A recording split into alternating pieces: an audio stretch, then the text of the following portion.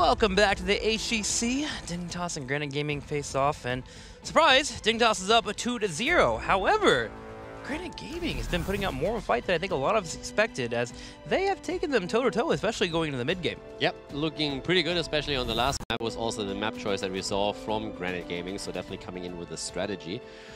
But yeah, also a bit of a role swap again occurring. Raid boss not at the frontline tank anymore. Instead, it's Nanda. Question, of course, is if they want to play Samuro, do they change that up? Do they just not play their Samuro strategy anymore? Or how does that impact it? We'll have to ask them about this role swap, because it's definitely a little bit of a surprise to us.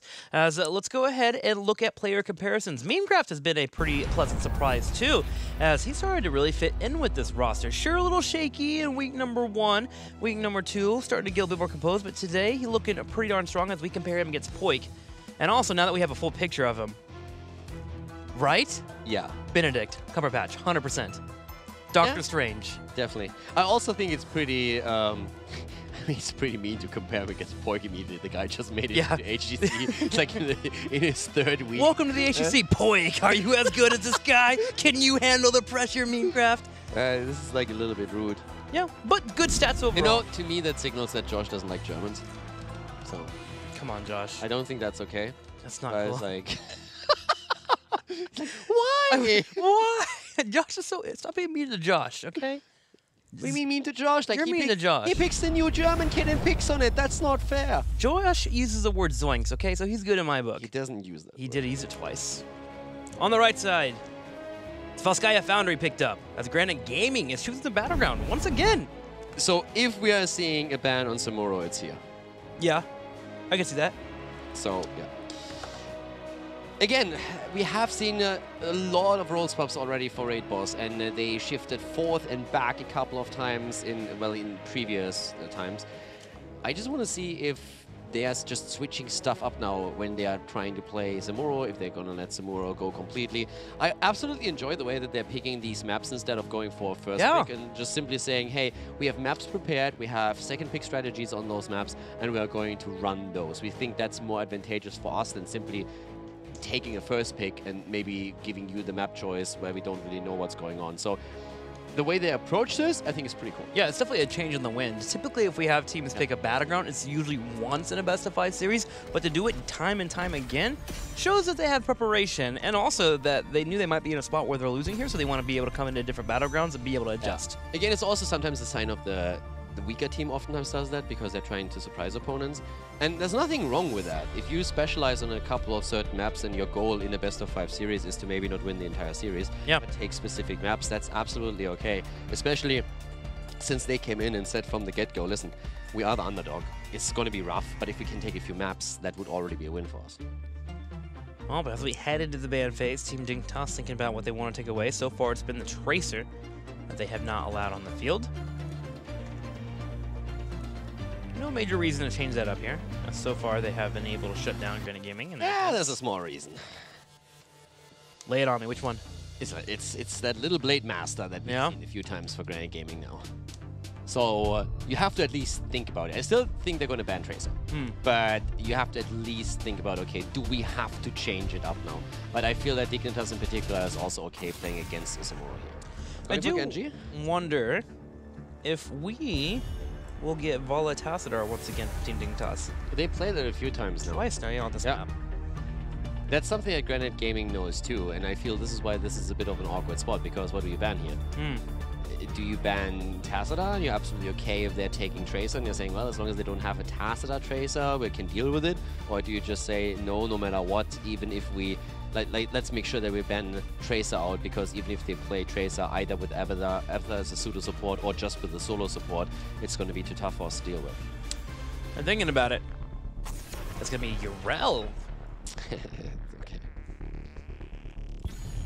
Allows for Tas or Tracer to be picked. It's the Tassadar. Do you think Urel's... Do you think we'll be sad because Urel's banned, or do you think he's happy? I think he has a smile on his face right now. No. I just think that the URL ban was a screw-up. Because there's Vala and Tracer out, and you can't pick both. Yeah. So I understand why they go for URL. I get it. But if you know that your opponent has now played a Tassadar, double support, Tesla double support Vala composition a couple of times, that you have fantastic Tracer players on the other side, and that's the map where you ban Urel. Not really sold on the idea. I like the Urel Bell in general against Team Dignitas because they're so dominant on the offlane with her, but this is a map where Dignitas has now shown twice double support Vala, and they can now with the Tracer first pick play double support Vala and double support Tracer. You can't get around that, so I would have loved for Tracer to be banned out or Tacita to be banned out, one of the two. But I don't think that that was really the best way into the draft. Doesn't mean that they're going to flat out lose it, but Dignitas is definitely going to get what they want. Especially with Kane and Blaze being picked up. Now Furion and Vala come out, and so we're going to have the double support Vala. And they can also still ban Tracer if they want to, Team Dignitas, if they feel like they need to. They don't even have to at this point. Yeah, again, if not Tracer, I would have banned Tacita. I think that would have given them a little bit more. But let's see how they handle it. They have Blaze, they have Deckard, so that's at least some good tools, but Dignitas has now that double support front lane setup. The only thing that they really need to shift TLV being banned out. This is actually how scared they are at this point. Vikings, so just to put this in context, Vikings have actually been played once by Dignitas on this map. Against an Avatar comp. Against an Avatar composition, correct. So we could see Dignitas even thinking about banning out Avatar here. Yeah. Samuro is another ban that you have to at least consider on the second ban. As we said before, Granit Gaming played Samuro several times. Now, they have changed also their roles a little bit, so the question is, how does that affect it? Is Dignitas really worried about Samuro? That's another question, because a lot of teams have done really well adapting to Samuro plays after we've seen Samuro push into the European meta for 2 weeks in the early stages in the first phase of 2018. Thinking about it, Avatar, Tracer, Samuro, all these heroes you can toss. Should consider with Granite Gaming pick up. I would probably be more worried about Avatar than Samuro. Yeah. But again, it's just taking a wild guess. For Dignitas, my question is just simply what's going to be the offlaner now that Urel is banned out. Yeah, Avatar is a ban. I like that. I think that's the better ban to go for. So against Granite, or against Team Dignitas here, for your main tank, do you think Garrosh would actually be a decent composition here to try and get a pick on somebody? Or is that too much poke between Tacita and Vala? Or he'll struggle, even with the Kane backing? I don't think that you're going to do yourself a favor with Garrosh, because you have, again, Tacita, and you can simply go into armor of level 4, try and keep the target alive. And do you really get close enough to Vala to get that flip over? Probably not. Not diving in for Vala, but just trying to find a pick or some way to... Yeah, but again, who are you going to pick if you don't pick any of the three? Although those are the three squishies that you have. Outside of that, you're going to see an offlaner and a tank. True. So if you flip the offlaner or the tank, Tacita's shield should be helping them to survive through that. Yeah. A hero that you might be able to burst down despite that would be Vala, but you're not ever going to get close enough to her. So getting away from Garrosh, I like that. Going into Muradin here, it's definitely a good choice. Also takes Muradin away from JPL. Phoenix, and it opens up a potential last pick into, yeah, even Samuro, if they're able to or willing to let Phoenix be the only range damage healer. For Dignitas, though, we still need the tank. We could see them run... I mean, there's still Johanna, there's a Nubarak to be out there. There's Diablo with Tacita shields, which is allowing him to dive a little bit more aggressively, especially in the early game. They pick Garrosh themselves, actually, though. For them, it makes a bit more sense. With Malfruit, yeah. But then again, they also have to be careful because Muradin can jump out and Blaze can just simply pop a bunker. So what's fifth pick? But what you can do with Garrosh, which is actually really nice, is of course you have Taunt available. So that really helps you to peel for Vala a bit better. So there's a couple of tools for you with that. This is Wolby's pick. It's going to be Leo. Helpful with Muradin, Blaze, even Phoenix to a degree.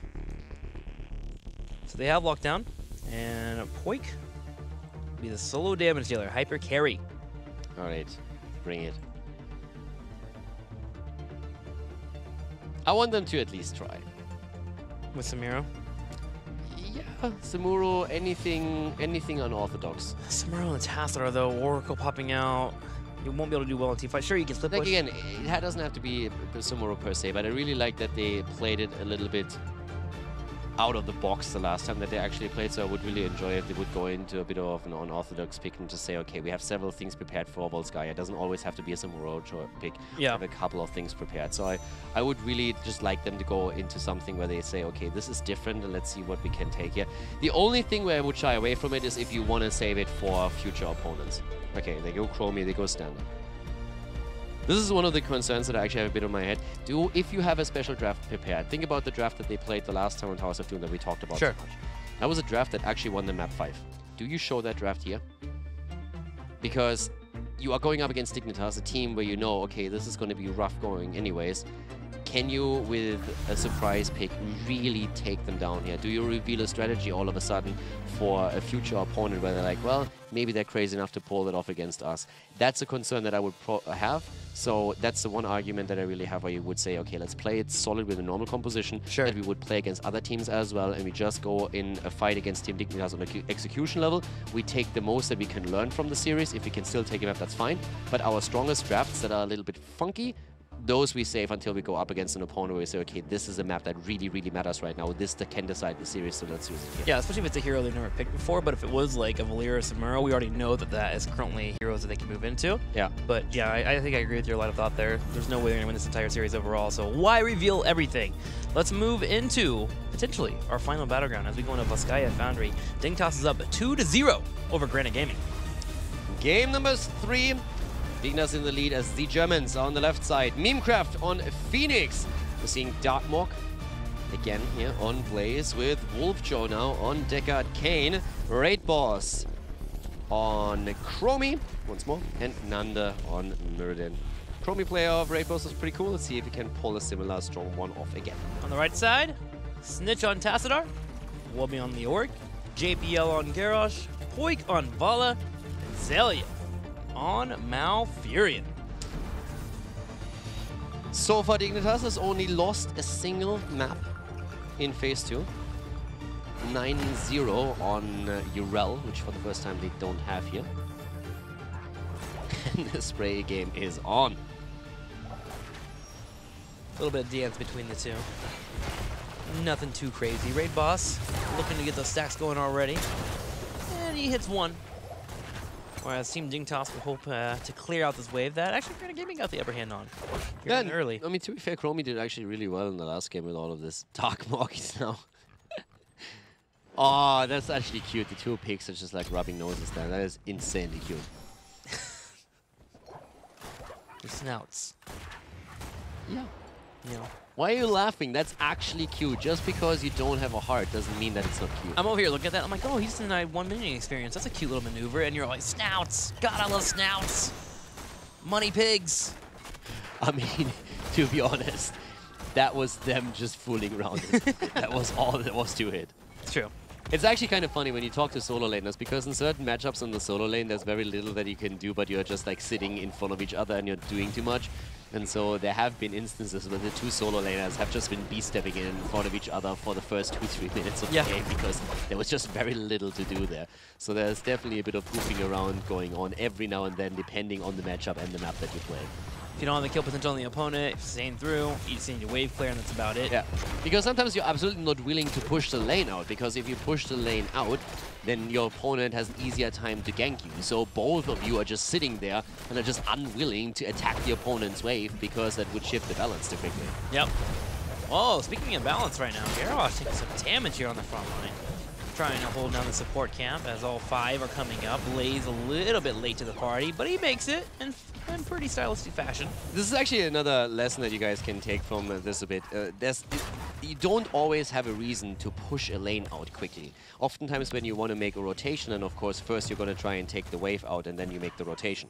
But if you're just finding yourself in the solo lane and your opponent has a very gank heavy squad, there is no reason for you to get aggressive and try to eliminate a wave, because it will push the entire balance of the lane towards the left side, and you will have to extend yourself in a much more dangerous territory in order to catch experience later, and that gives your opponent a chance to rotate towards you and take you down. So you always have to figure in what composition your opponent plays when you're making these moves. Yeah, very true point, unless you're fighting over a watchtower, because the winner of the watchtower wins the game. Everyone knows that, especially on Cursed Hollow or Blackheart's Bay. Don't forget that rule, Caldor. Yeah. I don't know if if everyone knows that you are being sarcastic here, so you don't always have to fight over that watchtower. This goes especially for Sky Temple. You don't have to 5-man it every day. Yeah, Sky Temple definitely, but Curse 100%. Should reclaim them. Ooh, control point here on the bottom. As Darkmore tries to delay, but Wubby comes in with the body block, making sure he can't do propulsion. Now he gets a full drain left on 2, taking him down to half health. Yeah, Raid Boss doing a lot of work here with that combo that we just saw from Chromie. That being said, I mean, we saw already as we were talking about these things that the Biotic Emitter went over to Dignitas, so they have taken the lead in items and also claimed the position now on the control point and the checkpoint itself. But there is a push.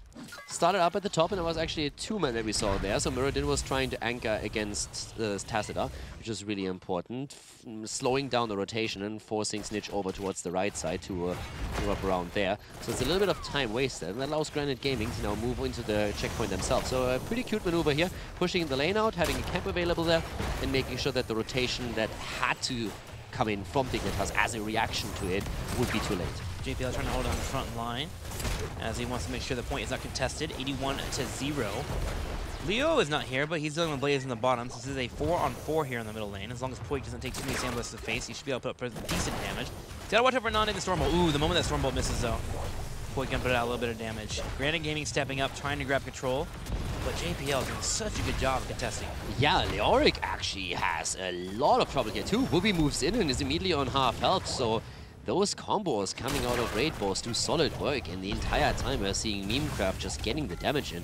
I have to say that his Phoenix play is actually pretty aggressive, and sometimes maybe getting a little bit out there, but overall I'm actually enjoying his Phoenix play a lot, especially compared to the Hanzo play that we've seen last week. Yeah, he seems to do a solid job on heroes that require you to be a little bit in your face in terms of trying to put out the damage. Phoenix, Valera, these characters that allow him to really dictate space, and the Phoenix today has been on point.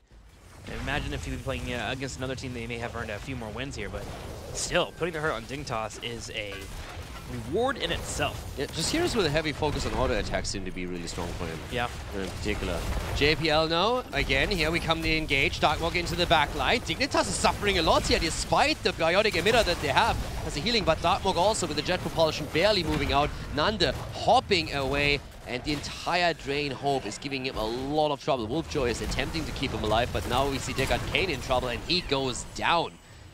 Dignitas with a nice wedge driven between the forces of Granit Gaming, and they use that to get the first kill.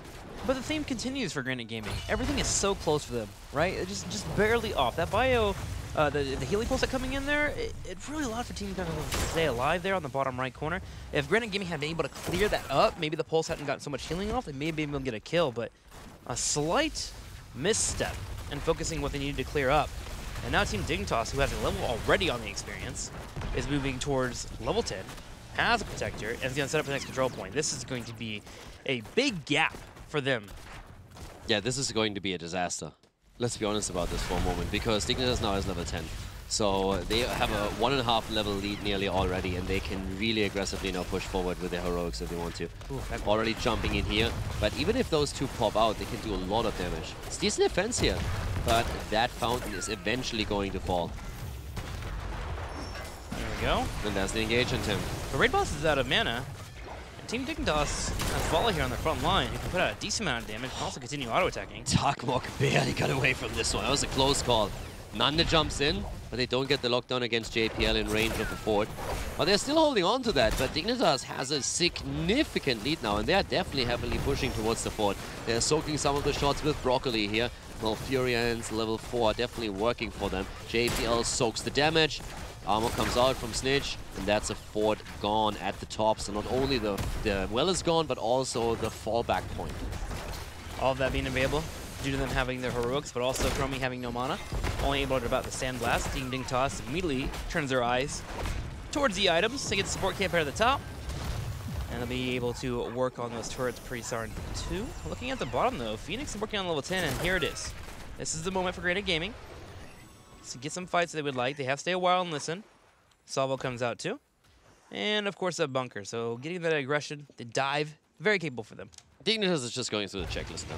They're trying to go for the camps. They're trying to take the items that they can. They have the biotic emitter. They're going for the tower, the same, or the turret, the same as what Granit Gaming is doing here. Problem is still that Dignitas is very likely to get 13 around the second objective, and they already have the positional advantage at the top lane through the fountain that they took out. So things are absolutely fantastic for them. The onus is really on Granit Gaming. They need to find that opportunity for a kill, and this is not going to be something that Dignitas is going to allow easily. Bunker comes out, good damage against Poik, but the Stormbolt doesn't connect, and now they're going for the counter kill. And Wolfjoy is trapped by the Entomb, and Snitch is delivering. Down he goes, and that makes matters worse for Dignitas now. Yeah, JPL has another toss available. So Granit Gaming has to back up, and they do, especially after losing Wolfjoy. Team Dignitas getting that kill can now start to siege on these turrets, get to 13. So you need to be careful not to give off Chromie too many stacks. Poik gonna dodge out. Another throw, here's the taunt. And Blaze, focused and killed. Yeah, Dignitas is absolutely taking Granit Gaming apart right now. They're like a surgeon with a scalpel, just taking everything off. We have Dignitas in a 2-0 lead, 2 levels ahead, 13 versus 11, 3 kills to 0. They're looking dominant in this game. Oh, they are. Wobby already working on the top lane, the middle lane as well. On cruise control, it feels like. Again, it comes down to the draft debate. Banning Urel here, I can understand why they banned Urel, but this is the one map where you could have definitely made a better decision simply going for Tacita.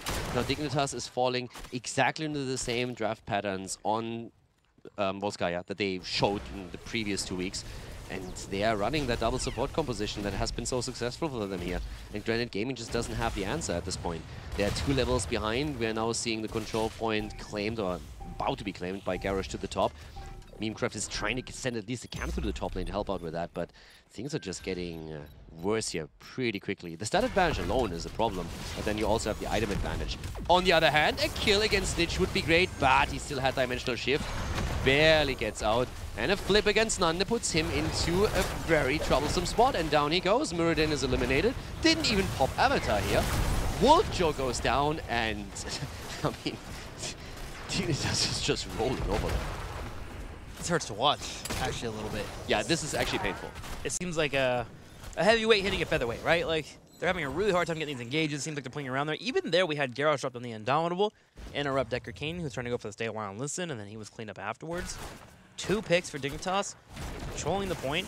Granit Gaming, however, did take their time to put Phoenix in the bottom lane and Blaze here in the middle too, so they can get 13 for this defense. But Dignitas is okay. You want experience, we want turrets. They push top. Yeah, Granit Gaming did a great job, especially on the second map. That's where they looked the strongest. But even on the first map on Dragonshire, they played on par with Dignitas for a long time. But over here, they just looked like a punching ball.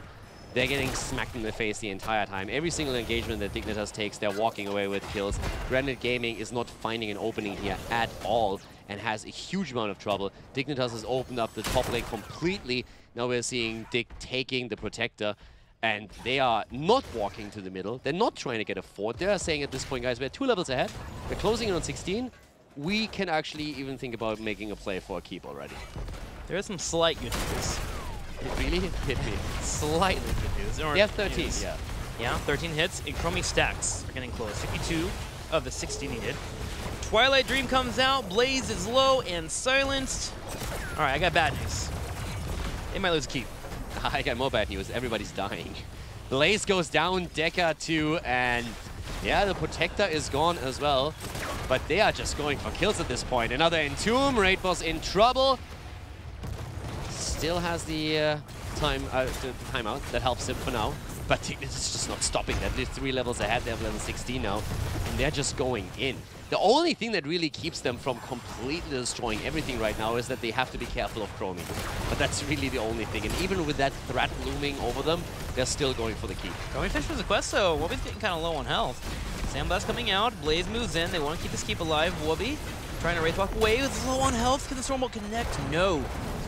Taunt comes out. Darkmoth unable to drop his bunker. Finally comes out. Snitch will use the Archon and try to 1v1 against Phoenix there. Protust battle on the top. Yeah, and I can tell you which Pro is going to win that if he continues to get the assistance there. Talking about assistance, Darkmoth is again thrown in and down he goes. Blaze is dead. No one can kill JPL. Entomb is blocking Nande, perfectly lined up against the debris here. Chromie is down, and now they're going for Wolfjoy. This is just brutal. This is getting ugly. Savo comes out, try and clean up these kills. But eventually, with the minion wave at Dignitas will drive down a turret, they can get this keep. 16 to 14, keep finally killed up. Poik wants a little bit more though, putting some damage on Nande, but now it's time to back up. Yeah, Dignitas is just destroying. 17 against 14. they've always been a team, and they've been talking about this in the past few winners interviews too. They just said, yeah, we need always a bit of a warm-up. For some reason, in the first map, it's really not looking too hot. That's also the one map that they lost. This time, it took them a little bit longer to get on full gear, like to their full form and go full Super Saiyan on us. Took them the game of Tomb of the Spider Queen to come into that, but here they're just showing their full strength, and it is terrifying. They're taking everything too. Everything on the map they want. Support camp, opponent's turret to the right side. They'll have all the items going into the next control point to get that protector. They have catapults pushing in the top lane too, so they don't mind dancing around here in the bottom left, even with Chromie sieging away.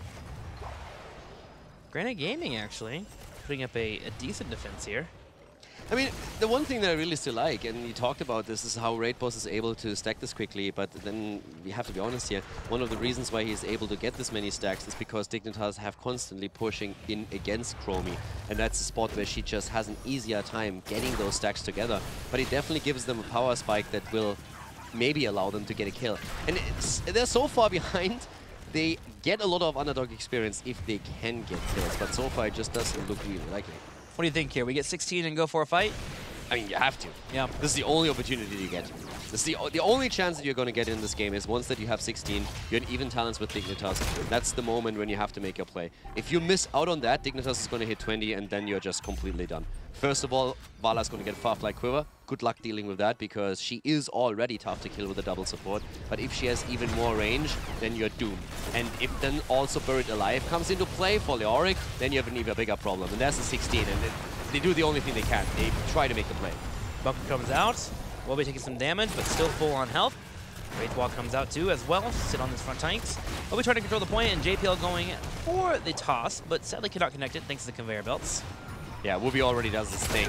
Ominous Raid the entire time. Raid boss is low, and Poik is just shredding away. Going in and damage the entire time. The taunt is in. Twilight Dream.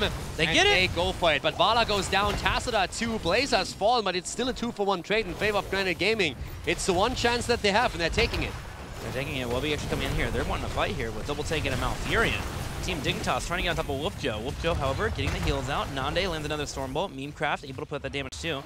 Potentially chasing in as well. But with 2 members down, Granit Gaming can turn around and look to start controlling this point, and they will, as they hope to get a percentage themselves.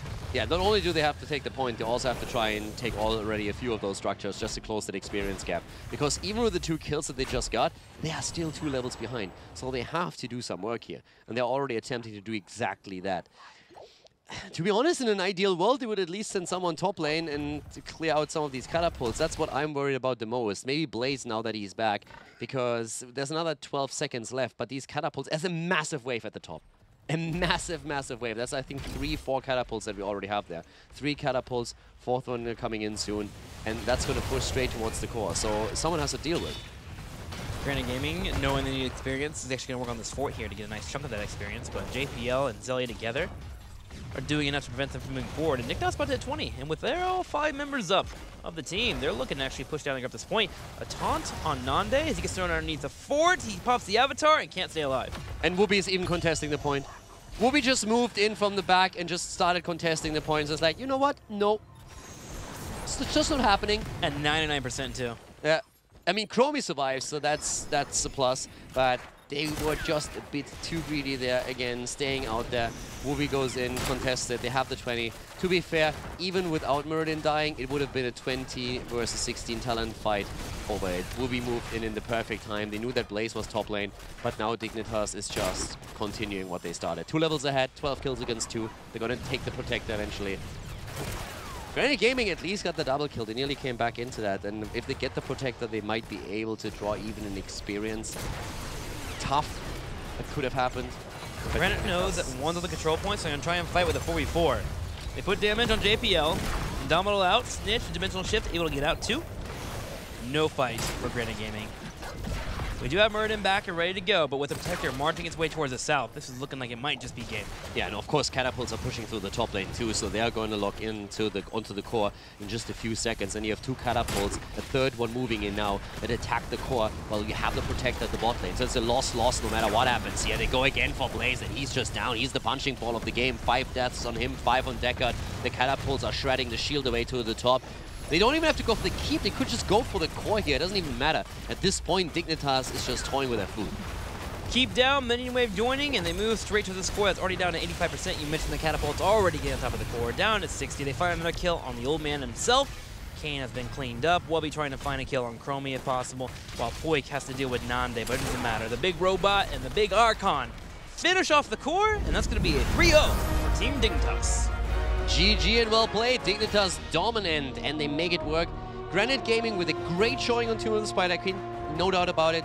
Dragonshire actually looked really solid up to the point where they were trying to go for a double kill. Could not quite confirm the kills, and then a turnaround attempt by Dignitas was successful and put them on the back foot. But Granit Gaming definitely also showing up today, but Dignitas is just a bit too strong.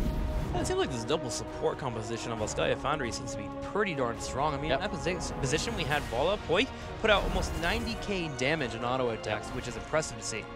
Again, it comes back to the draft. They thought that Urel is too strong, too oppressive, that they had to take her out.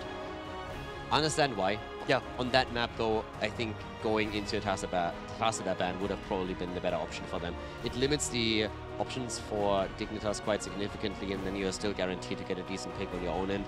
Even if there is an early pick into Tracer on the side of Dignitas because they decide, okay, we can still run a solo support Tracer here, you could have gone into Urel yourself or gone for something different. But yeah, you go up against Dignitas here. Yeah. It's tough, but outside of the last map, I think Granit Gaming played it really well today. Yeah, experimenting and still finding out some more things so they can grow a little bit here. Even banning Urel there and getting punished by Tassadar, that's no learning lesson, right? As they go in the future, next time on Volskaya Foundry, they'll make sure they don't walk towards that and allow for a Tassadar competition to get picked up again, because it's been so strong for Team Dignitas on that battleground. And speaking of strong, it looks like we're about to actually have Snitch ready to go here. So we're going to go ahead and hit him up pretty darn soon, and we'll talk to him about Dignitas and their big victory. Let's move into it as Snitch is ready to go. Snitch, congratulations on your big victory today. You get a 3-0 over Granit Gaming. How you feeling, buddy? Yeah, I mean, it feels good to have a confident series. Just came to play, and that's what we did. All right, well, just like that. I'm actually a little bit more curious about your match on Sunday. I've kind of expected you guys to do pretty well against Granit Gaming today, and you did. You delivered. But on Sunday, you got to face off against a Team Liquid. Are you excited for that match? Yeah, I mean, we respect Liquid a lot. They've been a really close practice partner of ours throughout the series, and I've said multiple times, I think they're number 2. I'm really excited to play against my friend Arcana, not only, you know, as an opposing member of the team, but as a rival on the same role. I think he's performing very well, and I think it'll be a very exciting match. Awesome. Over to Caldor. Well, first of all, great, congratulations. Really well played here today. First question that I have is, what happened on Tomb? You guys looked a bit more shaky than we're used to there. And Granit Gaming, was it just you having trouble, or was it simply Granit Gaming stepping it up on that map? I'm not sure really either. I don't think we ever felt super uncomfortable on Tomb. Our comp was pretty scaling, so we knew if we just held on to gems, we'd be fine throughout the game, and that's kind of the mentality that we pushed in the communication, and it kind of showed, you know, I think they got 2 turn-ins, and then we just got 4 in a row, and basically just closed the game out from that. We had a couple of odd pickups, like I got picked once by Loop, and yeah, there's a couple moments where we died we probably shouldn't have, but I think the game was in our control for the most part. So you weren't worried when they were starting to get their turn-ins that the game could snowball against you? I don't think we were too worried. Like we knew, you know, after their second pay and they're gonna run out of coins. We have like literally we had like 100 or something. So we were like, you know, if we just get 2 pay-ins, we'll get a third, we'll get a fourth. I think we felt like we had enough wave clear to manage between Riptire and Jaina. It was pretty easy to handle the turn-ins, I think. I think you said 150 at some point even. So yeah, you had a bunch. Yeah, we were loaded. You know, we took out a load. Yeah. Did you watch the earlier series where Team Liquid played? Because we personally were a bit surprised on how Zealots already stepped up their game there. They weren't quite able to clutch it out, but it was still insanely close. And what were your thoughts on that? Was that more so Team Liquid struggling too much to adapt to that Diablo and Blaze composition at the start? Or do you just feel that Zealots are stepping it up now that they find a bit more synergy within the team? I mean, we gave Zealots a warm-up today, so I think it was some of that Dignitas magic. But no, I think Zealots were looking very, very strong today. I think they definitely caught Liquid off guard with some of their drafts. So yeah, it was nice to see them playing well. I do think Liquid are a little bit, you know, slow to adapt, as you said. If they kind of realized the problems a bit faster, they could have closed the series a little bit stronger. But I do think they still showed good games when they did win, and I think it will still be an exciting match on Sunday. One of the things that interests me, I talked about this a bit earlier, that when we were heading into the mid-season brawl, the Korean teams were saying they feel that Europe as a region has fallen off a bit, and we attributed a lot of that to the teams changing the lineup so significantly at the beginning of 2018. Now we have a lot of the teams making small adjustments, but it seems that those lineups are getting stronger. Would you say that you guys are getting better practice now that the teams are starting to step it up, or do you think it's still extremely similar to the first half of the year? No, I think we're for sure getting better practice. I think 2, 3, and 4 are all stronger rosters this season, and I think Europe's going to make this BlizzCon one to remember. All right. Thank you very much. That's exactly what I wanted to hear. Snitch, I'm going to cut to the chase here. I need a prediction for what's going to happen Sunday. Who's going to win and what's the score going to be? Twitch chat and the viewers at home are going to win, Trixler, because it's going to be an excellent series between two wonderful teams That's from my the line. European HGC. That's my line. Stop stealing my line. What a PR god. Look at this guy. All right, man. The floor is yours for shout-outs. I was just reading. I was reading my teleprompter up here. Just, You did good. You did good. All right. Shout-outs for you, man. Who shouts Team Dignitas and our organization and sponsors. And huge shout out to my team for the way we played today. Shout out to Twitch chat and our Discord. Wowee. Thank you so much for the fans for watching. Make sure to tune in Sunday when we take on Team Liquid. That's right. Sunday's going to be great as we have Dignitas getting another victory today, a 3-0 over Granit Gaming. But make sure you hear on Sunday because, as mentioned by Snitch, everyone wins if you watch that match. I actually think if we get another interview with Snitch, I can do the shoutouts for him. Yeah? You think so? I think I can pull it off. It's that concise. It's scripted. I'm going to do it next time. I'm going to take over. Maybe we can have him talk. We did it one time. Remember when the interview was broken and we filled in the words Oh, yeah, for we him? need to do that again. That was fun. We should make that a Snitch, I know you're listening. There's a delay on the stream, so yeah, we're going to do that next time. You're gonna pretend your talk. mic's not working and he's going to do the shout-outs. All right, so it'll be fun. It'll be fun. Okay. There's a little bit of pressure on me now, but... A good day here at the HGC as Friday delivers solid matches, but we're all done. We'll be back tomorrow with more matches coming your way. Until next time, HGC North America is up next.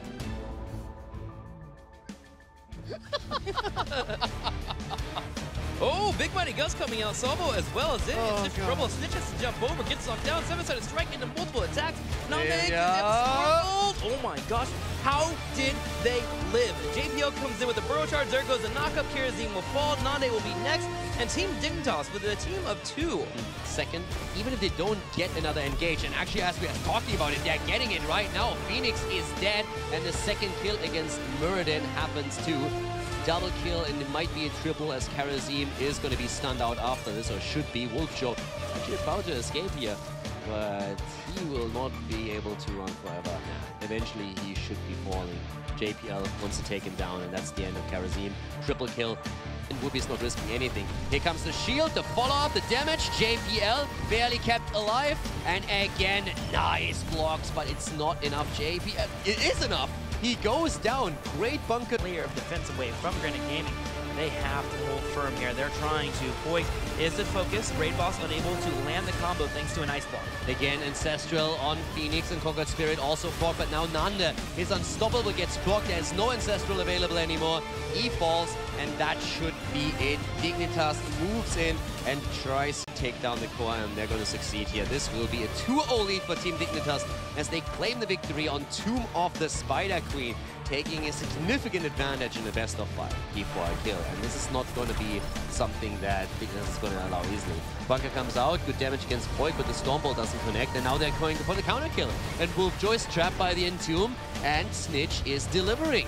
Down he goes, and that makes matters worse for Dignitas. Yeah, JPL has another toss available. So Granit Gaming has Snitch. On the other hand, a kill against Snitch would be great, but he still had Dimensional Shift. Barely gets out. And a flip against Nande puts him into a very troublesome spot. And down he goes. Muradin is eliminated. Didn't even pop Avatar here. Wolfjo goes down, and I mean, Live Whoopi trying to Wraith Walk away with low on health. Can the Storm will connect? No. Taunt comes out. Darkmonk unable to drop his bunker. Finally comes out. Snitch will use the Archon and try to 1v1 against Phoenix there. Protoss battle on the top. Yeah, and I can tell you which Protoss is going to win that if he continues to get the assistance there. Talking about assistance, Darkmonk is again thrown in, and down he goes. Blaze is dead. No one can kill JPL. Entomb is blocking Nande, perfectly lined up against the debris here. Chromie is down, and now they're going for Wolfjo. This is just brutal. This is getting ugly. Raid boss is low, and Poik is just shredding away, going in and damage the entire time. The taunt is in. Twilight Dream. They get it. They go for it, but Vala goes down. Tassadar 2. Blazers fall, but it's still a 2-for-1 trade in favor of Granit Gaming. It's the one chance that they have, and they're taking it. They're taking it. Wubby actually coming in here. They're wanting to fight here with double taking a Malfurion. Team Dignitas trying to get on top of Whoopjo. Whoopjo, however, getting the heals out. Nande lands another Stormbolt. Memecraft